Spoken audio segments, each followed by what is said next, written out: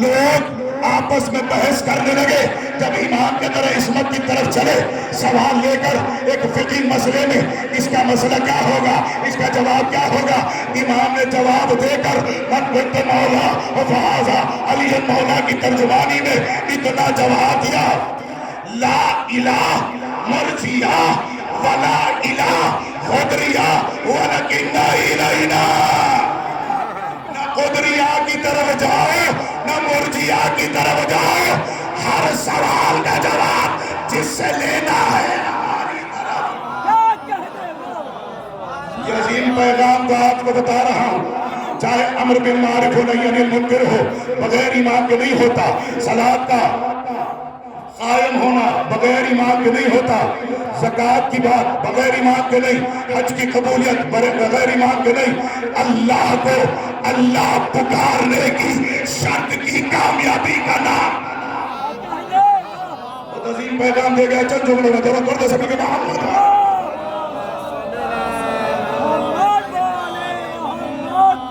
اسے ذہن میں رکھیں. جب سوالات ہوئے، پریشان ہوئے، کافی بڑی جماعت تھی، سرکار موسیٰ کاظم کے در عصمت کی طرف جواب لینے کے لیے آگے بڑھے تو جواب یہ تھا: لا الہ مرجیہ ولا الہ قدریہ ولکن الینا. نہ قدریہ کی طرف جاؤ نہ مرجیہ کی طرف جاؤ، تم ہماری طرف آؤ، تم ہماری طرف آؤ. جب ان کی طرف آتے ہیں تو سمجھ لو کہ اللہ ہدایت کرتا ہے. بیٹھے ہو تو میرے ساتھ بولے، جب تم ان کی طرف آتے ہو تو سمجھنا اللہ ہدایت کر رہا ہے. ان سے دور بھاگ رہے ہو تو سمجھنا شیطان بھٹکا رہا ہے. یعنی اللہ کی ہدایت کا پیکر روح زمین پر مل جائے تو اسے موسیٰ الکاظم.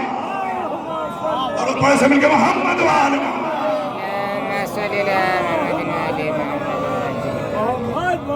سرکار موسیٰ کاظم جس کا فعل، قول، سجدہ، رکوع، تسبیح، تمجید، تہلیل سب کچھ اللہ کی ربوبیت پر دلیل بنے. آپ کا سجدہ آپ کے عبادت گزار ہونے پر دلیل بنے. موسیٰ کاظم کا سجدہ خدا کے مزود ہونے پر دلیل بنے. حضور تاریخ ایک ایک عربی فکر گواہ ہے. فجر کو دیکھا فہو ساجد فی السجدہ، پھر زوال کے قریب آ کر دیکھنے لگے امام سجدے میں، مغرب کی طرف دیکھنے لگے، مغرب کو آ کر دیکھا پھر سجدے میں، رات کی طرف رات میں نظر کیا پھر سجدے میں، سجدے ہی میں سجدہ، سجدے ہی میں امام سجدے میں نظر آ رہے ہیں، امام سجدے میں نظر آ رہے ہیں. حضور ذہن میں رکھیں بمجرد ظہور امام یا تو سجدہ کرتا ہے یا پھر اللہ کے کلام کو اپنی زبان سے ظاہر کرتا ہے. میں بہت مختصر کہہ گیا، بس اتنا سن لیجئے گا کہ امام بمجرد ظہور اپنے رب کو سجدہ کرتا ہے. بمجرد ظہور اپنے رب کو سجدہ کرتا ہے. بمجرد ظہور جب ظاہر ہوتا ہے، پریشان مت ہو جائیے، ظہور ظاہر یہ محمد والے محمد سے بہت بڑی بات نہیں ہے. کہاں بیٹھے ہو جسے سمجھ میں آ رہی ہے بات؟ کوئی بڑی بات نہیں ہے. اس لیے آئے قرآن کی آیت ذہن میں آ رہی ہے، آپ قیمت ادا کر دیں، میں آپ کو دے رہا.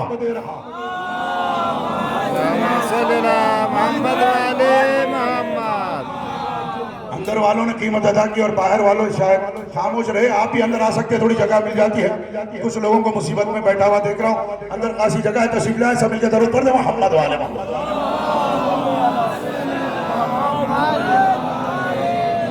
ایک عظیم مقصد کو میرے مالک سرکار موسیٰ کاظم سے لوگوں نے آ کے سوال کیا، مولا ایک آیت کے بارے میں لوگوں کے درمیان میں اشکال اور شک پیدا ہو رہا ہے، وہ کون سی آیت؟ تو کہا مولا ازبقو، توجہ، ازبقو علیکم نعمہو ظاہرۃ و باطنہ. ازبقو علیکم من نعمہو ظاہرۃ و باطنہ. مولا یہ ظاہر نعمت کیا ہے، باطن نعمت کیا ہے. اور اس کا ترجمہ سنا دو کہ ہم ظاہری اور باطنی نعمت پورا کر دیں گے. ظاہری اور باطنی نعمت پوری ہوگی. اس کا مختصر سا ترجمہ سرکار موسیٰ کاظم کی بارگاہ مسند علم کائنات کو مشاہدے میں آ رہا ہے، لوگ دیکھ رہے ہیں، اس کا پائکر علم ہے. سوال لوگوں کا مولا یہ آیت کے بارے میں بیان فرمائے تو امام فرماتے ہیں سنو نعمت ظاہرہ کیا ہے. اِنَّا نعمت الظَّاہِرَہ. توجہ کے ساتھ سنیں، ترجمے کی بھی زیادہ ضرورت نہیں پڑے گی، بہت ہی آسان اردو عربی لفظ ہے اور اردو میں آپ آسانی سے ترجمہ کر پائیں گے. سنو نعمت الظاہرہ، نعمت الظاہرہ یعنی نعمت ظاہرہ. اِنَّا امام الظاہر، جو امام ظاہر ہے وہ نعمت ظاہرہ ہے، یعنی امام دکھ رہا ہے، امام ظاہر ہے، یہ نعمت ظاہرہ ہے. توجہ یہاں سے لے کر وہاں تک ساری گفتگو میرے بھول جائے، میں آپ سے کوئی گلہ شکوہ نہیں کروں گا. یہ آیت اور تفسیر معصوم یاد رکھے، یہ شیعوں کا بڑا حق ہے. معرفت نورانیہ ائمہ کی معرفت مستحب نہیں، خدا کی قسم واجب ہے. جتنی اللہ کی معرفت واجب ہے اتنا اپنے زمانے کی امام کی معرفت واجب ہے. ذہن میں رکھے مولا نعمت ظاہرہ کیا ہے. فرمایا امام الظاہر، جو امام ظاہر ہے یعنی ظاہر ہے. اس جملے پر غور فرما لے. ظاہر میں دہرا رہا ہوں، جو امام ظاہر ہے یہ ظاہر کیسے ہوا؟ توجہ حضرات، جو ظاہر ہے مشاہدے میں آ گیا، یہ امام ظاہر ہے، یہ نعمت ظاہر ہے. مولا نعمت باطنہ کیا ہے؟ فرمایا ان نعمت باطنہ امام الغائب، جو امام غائب ہو جائے یہ نعمت باطنہ ہے. توجہ میرے بھائی انشاءاللہ محسوس ہو جائیں گے. مولا یہ نعمت ظاہرہ یہ امام ظاہر ہے، نعمت باطنہ امام کا غائب ہے، یعنی غیبت پر ایمان لے آنا نعمت باطنہ ہے. وہ باطن کا تعلق لوگوں کا ہمارا ایمان سے ہے اور غائب کا تعلق ایمان سے ہے. توجہ کے ساتھ ماشاءاللہ سن رہے. اب نتیجے کی منزل ہے مولا نعمت باطنہ سمجھ میں آ گئی، یہ امام غائب ہے. نعمت ظاہرہ سمجھ میں آ گئی، یہ امام ظاہر ہے جو دکھنے میں آیا. توجہ، جو لوگوں کو دکھائی دیا یہ نعمت ظاہرہ ہے. نعمت باطنہ امام کا غائب ہو جانا. مولا جو امام غائب ہو جائے کیا اسے دیکھ سکتے ہیں؟ توجہ حضرات، جس کے قلب میں 12ویں کی معرفت بسی ہوئی ہے موسیٰ کاظم کے وسیلے سے، میرا سوال کا جواب اس کے قلب میں تحریر کرے گا.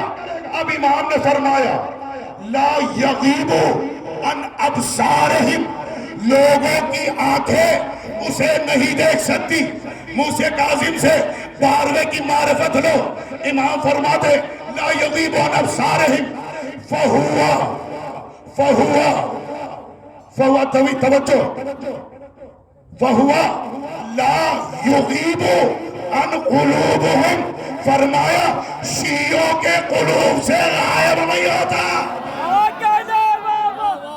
جو جسے سمجھ میں آ جائے اس کو سلام کر دو.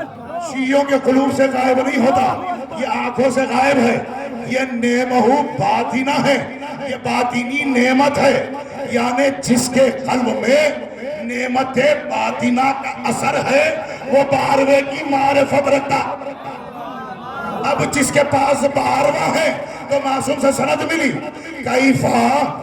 کیفا یعرف الآخر وہوا یجہل من الاول، وہ 12ویں کو کیسے پہچانے گا جو اول کا عارف نہیں ہے؟ تبھی تو علی ولی اللہ کے بارے میں بات سمجھ میں آ رہی ہے. یہ میرے مالک سے معرفت 12ویں کی مل رہی ہے، اس لیے میرے مالک 7ویں سرکار نے فرمایا افضل عباد انتظار الفرج. کون؟ جسے قید خانے میں بھی لوگوں نے سجدے کی حالت میں دیکھا، وہ فرما رہا ہے افضل ترین عبادت ہمارے پاروے فرزند کا انتظار ہے. افضل ترین عبادت نہیں، صرف عبادت نہیں کہا تو ورنہ دنیا کہتی یہ بھی عبادت، وہ بھی عبادت، یہ بھی عبادت. کہا افضل ترین عبادت. توجہ ہے نا، افضل ترین عبادت پاروے کا انتظار ہے. کون کہہ رہا ہے؟ ساتواں. توجہ ہے نا. اس لیے آپ کو سند خوشخبری کی یہی میرے مولا نے دیا ہے. اس حدیث کو ذہن میں آتے ہی اس کا آخری فقرہ میں نے،